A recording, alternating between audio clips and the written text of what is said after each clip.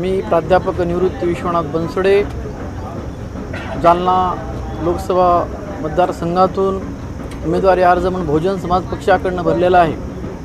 सर्वप्रथम मी बहनकुमारी मायावतीचे शतशत धन्यवाद व्यक्त करतो की माझ्यासारख्या सर्वसामान्य कार्यकर्त्यांना लोकसभेची उमेदवारी दिलेली आहे।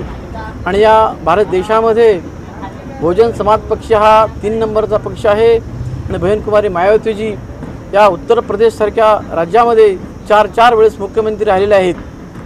त्यामुळे मी या बहुजन समाज पक्षाच्या वतीने फॉर्म भरून या जनतेचं आणि या जिल्ह्याचा विकास करण्याचा प्रयत्न करणार आहे, जेणेकरून या जिल्ह्याचे खासदार रावसाहेब दानवे पाटील यांनी काहीही केलं नाही।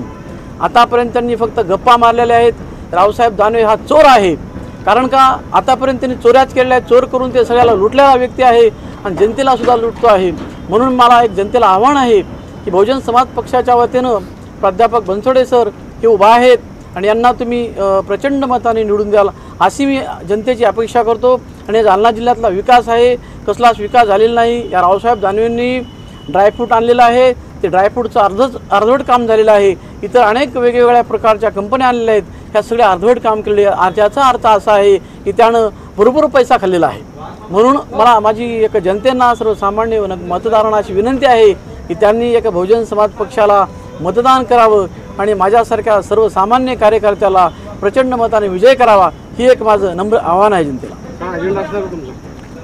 मला जर जनतेनं चांगल्या मतानं विजय केलं तर मी निश्चितच या जालना जिल्ह्यातील नगरपरिषद असतील, नगरपंचायत असतील, महानगरपालिका असतील, यामध्ये जे सावळा गोंधळ आहे तो मिटवण्याचा प्रयत्न करेल। पाण्याची अनेक मोठ्या प्रमाणात समस्या आहे जालना जिल्ह्यामध्ये, ती समस्यासुद्धा मिटवण्याची प्रयत्न करेल आणि अनेक PR कार्डसुद्धा देण्याचा प्रयत्न करेल। कारण का आतापर्यंत भरपूर लोकांनी PR कार्डसाठी अर्ज केलेले आहेत। अनेकांनासुद्धा म्हणजे भरपूर लोकांना किंवा झोपडपट्टीधारकांना PR कार्ड भेटलेलं नाही, त्यासाठी मी प्रयत्न करत आहे। युवकांसाठी काय करणार आहे? युवकांसाठी काय अजेंडा आहे तुम्हाला? युवकांचा अजेंडा आता सगळा युवक देशोधडीला गेलेला आहे। युवकांना कुठल्याच प्रकारचं नोकरीचं साधन नाही, नोकरी नाही ना रोजगार नाही। कारण का या देशाचा पंतप्रधानांनी चहा विकेपर्यंत देश विकण्याचा प्रयत्न केला, आता देश विकू लागला। म्हणून युवक हा संपूर्ण जगातीलच, देशातीलच नव्हे तर जगातील देशोधडीला लागलेला आहे। म्हणून युवकांना सुद्धा आम्ही देणार आहे, नोकरी देण्याचा प्रयत्न करणार आहे।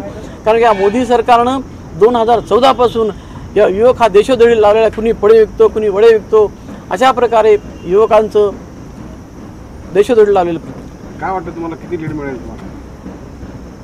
मला तर असं वाटतंय जनतेचा मला जर सपोर्ट केला तर भरघोस मत आम्ही निवडून यायचा। मी प्राध्यापक निवृत्ती विश्वनाथ बनसोडे, बहुजन समाज पक्ष।